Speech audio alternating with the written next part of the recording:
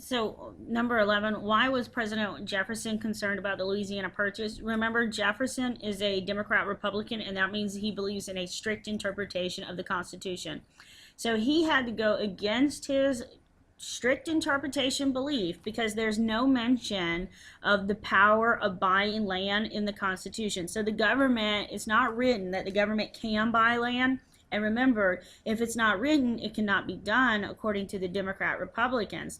So he has to borrow that elasticity clause, that necessary and proper clause, to buy the Louisiana Territory. And he does it for two reasons. One, he gets the French away from us. And he believes that it is necessary and proper to get the French, a foreign empire, away from us because they're being controlled by Napoleon. The second thing is that the land deal is really good. It's cheap. We get the Mississippi River, we get New Orleans, and we get farmland. And Thomas Jefferson believes that our country should be an agrarian, a farming society. So he wants to buy all this land to give it to the white farmers so that they can go ahead and have more land to farm. What's the significance of the War of 1812 and the Treaty of Ghent? So the U.S., we fight the War of 1812 for a couple different reasons. The first one is that the British are harassing us with impressment, which means they take our guys and they're saying that they have to become British sailors or they die out there on the Atlantic Ocean. And they're taking our stuff too on the boat, which makes us angry. So the first one is impressment. Second one is the war hawks want Canada. War hawks are young senators in Congress who are really war aggressive young men. And the third reason is that the British keep giving the American Indians weapons. And every time the American Indians get a weapon, they go after the white settlers and they kill them. Which, hey, the white settlers keep taking their land and now you have a gun, so you might as well stop the person who's trying to take your land. So we fight the War of 1812 really to get Canada. It really is a manifest destiny kind of war. We don't win, we don't lose. There is no winner, there is no loser in the War of 1812. It's like we fight, we fight, we fight. And we kind of admit, hey, neither one of us is going to win this thing. So we signed the Treaty of Ghent. So the U.S. does gain worldwide respect. We've gone against the mighty British Empire twice, the American Revolutionary War and now the War of 1812, and we have come out a surviving country. And there's not too many countries that could ever say that they fought the British Empire twice and lived to tell the tale, and we have. As a result of this, people are like, oh, gun-ho Americans, and we get this era of good feelings. This nationalism develops in our country. So as a result, the era of good feelings occurs where the nation builds itself up. And two really good examples of the era of good feelings would be the Monroe Doctrine and the American system. So what battle at the end of the War of 1812 increased patriotism, nationalism, and what future president gained fame as a result of this? Battle of New Orleans, right? Andrew Jackson, General Andrew Jackson, he loses like 12, 11 guys, and he completely humiliates and defeats the British military. I mean, they lose thousands, okay? He loses a dozen men. That's pretty good. I mean, like, if you had Andrew Jackson as your general, your odds of living at the end of the battle, they were pretty good. Now, if you were fighting Andrew Jackson, the odds were against you. So the last one for goal 1 is who was Tecumseh and what are his goals for the American Indians. He's an American Indian. He tries to unite his tribe, and he tries to unite the tribes in a confederacy. It's the loose association, okay, like the Confederacy, the Confederate States of America. It's a loose association, and he tries to fight the U.S. government and gain independence. That's what he really wants to do. He wants to fight the U.S. and gain independence. He even tries to get the British to help him out. He lost the Red Stick Confederacy at the Battle of Tippecanoe. And the Battle of Tippecanoe is important because the future president of the United States, William Henry Harrison, fights at the battle. He has an astonishing victory. It's not that hard to have a victory, though, because the American Indians don't really have that many weapons.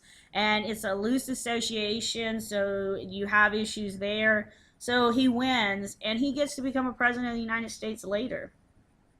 Okay, so we're now on goal 2, nationalism and sectionalism. So why do the Mormons actually go to the Utah Territory, and how do they travel out west?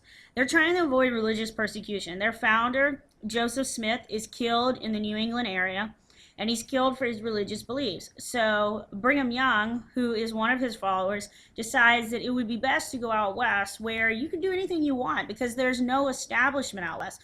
There's no real cities, there's no real towns, so you get to create your own town and create your own world. There's no establishment. If you want to create a church of running bare naked through the woods, you could do it out there. You could do anything you wanted. Nobody was going to care because there was nobody out there other than the American Indians. And pretty much they would leave you alone if you left them alone. So the West was unsettled, so you could do anything you want. They travel on the Oregon Trail that Lewis and Clark founded during their Louisiana expedition, the one that they go on because Thomas Jefferson purchased the Louisiana area, and they go and they explore it with their American Indian guy Sacagawea. And so summarize the Missouri Compromise. So when you look at here, you need to know the three parts. One, Missouri becomes a slave state. Okay, Missouri is near the slave states. It's a western state, so it wants to be a slave state. Maine, which is a New England state, they want to be free, so they become a free state. And anything north of Missouri is going to be free. Anything south of Missouri is going to be a slave state. And this is where we come up with the 3630 parallel lines on the map. The Missouri Compromise, it's a give and take. See, the South gets another slave state. The North gets another free state. That balance in Congress, which deals with power, it stays balanced. And from now on, what we've decided is that anything north is free, anything south is going to be a slave state. This isn't going to work, but people think that this is going to be a pretty good plan. I mean, you wouldn't have the Compromise of 1850 if it worked. So the list the four parts of the Compromise of 1850 and which parts favored the South and which parts favored the North. All right, California, we fought the Mexican-American War. California is now our property. And California, thanks to the gold rush in 1849, the 49ers, they have enough people to become a state.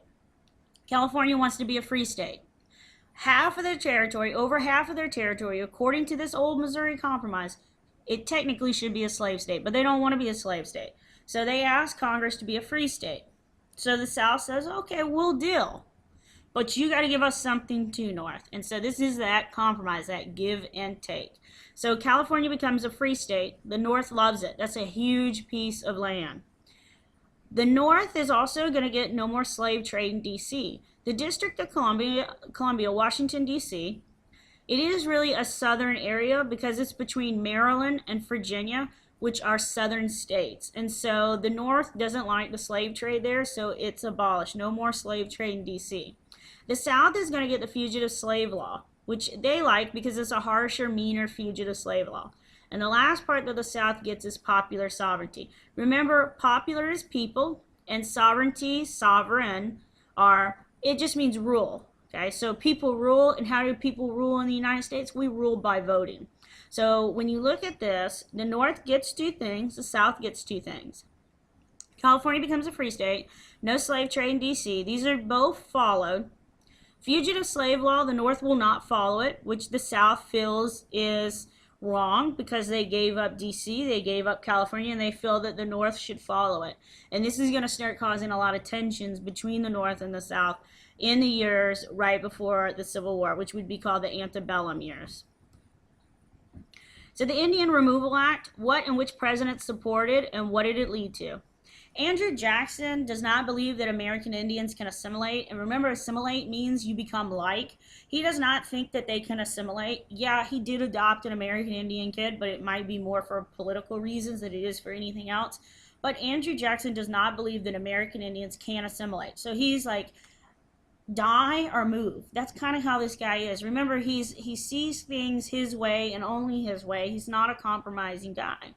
So the American Indians are forced to move out to the Oklahoma territories, are the Indian reservations, and they are forced along the Trail of Tears. And it's the 5 nations that are forced to move out west. The slogan 5440 or fight refers to the favored annexation of what area? This is the Oregon Territory. And what 5440 our fight means is President Polk tells Britain, either give us this plot of land on the map or the United States will go to war with you. So the Oregon Territory, the British owned it. The British give it to the US, we avoid a war. They could care less about the land because the fur trade is gone, and so they don't care 1 ounce about it. But America is happy because now we've just expanded the size of our country once again. So now we're looking at transcendentalists. So what were the beliefs of the transcendentalists and notable figures? The transcendentalists are kind of like hippies. They believe in self-reliance. They believe you should rely on yourself. They believe in civil disobedience, which means you peacefully protest laws that you don't like, laws that you feel are unjust. Nature, like getting back to nature, you know, like looking at the grass and like writing huge poems about it. And the power of the individual. And really all their stuff is about empowering ordinary people to realize that they are important and that they don't always have to put the group ahead of themselves, that they can do what's best for everybody by being an individual and deciding to disobey laws that they feel are unjust. Ralph Waldo Emerson and Henry David Thoreau are the leaders of this movement, and you should know those 2 figures. They will influence the civil rights movement without a doubt. All right, so the next thing that we're going to look at is identifying the reformers and their goals. This is so easy, guys. I know you got it. So when you look at the reformers and their goals, Horace Mann is the education guy. Okay, so he wants to do education to make certain that democracy continues to exist. You have to have an educated voting class. Dorothea Dix is going to look at the mentally ill, and they're being held in prisons. And she's like, whoa, this is wrong. So she's going to do mental ill reform and prison reforms, because that's where the mentally ill were kept. Make sure you know her for both, guys. Susan B. Anthony is going to be about women's suffrage, women's voting right. And remember her, Lucretia Mott, Elizabeth Cady Stanton, they're notable female suffragist figures that you need to know. Remember, Elizabeth Cady Stanton and Lucretia Mott are the ones who go to the Seneca Falls Convention. They're the organizers of it, and they issue that Declaration of Sentiments in which they say all men and women are created equal. And no Garrison and no Douglas. Both of them are abolitionists, which means they're anti-slavery. Garrison's the one who actually writes the newspaper called The Liberator. He's the one who takes all the blame for Nat Turner's rebellion because it's a violent rebellion, and Garrison says if we have to end slavery through violence, so be it. And then when a violent incident happens, you get blamed for it. Frederick Douglass, a former slave, is an abolitionist as well, not a shock there, and he is going to write this a newspaper called the North Star. And it's the North Star because when you're a slave and you're escaping, you would look at the constellations up in the sky, and the North Star would point you north. Okay? So when he writes, because he is a former slave, he's seen real slavery, he knows the cruelty that's there, he decides no violence. Pay the Southern slave owners off. Pay them, compromise, do something to end slavery. All right, anyway, it's a busy day for announcements. So Douglas, no him, no Garrison, they're abolitionists. Garrison is by violence. Douglas is a man of peace, and that is why he will be one of the advisors to President Abraham Lincoln. It's why he becomes an ambassador to Haiti for the United States. The guy understands how to maybe end slavery without causing more death.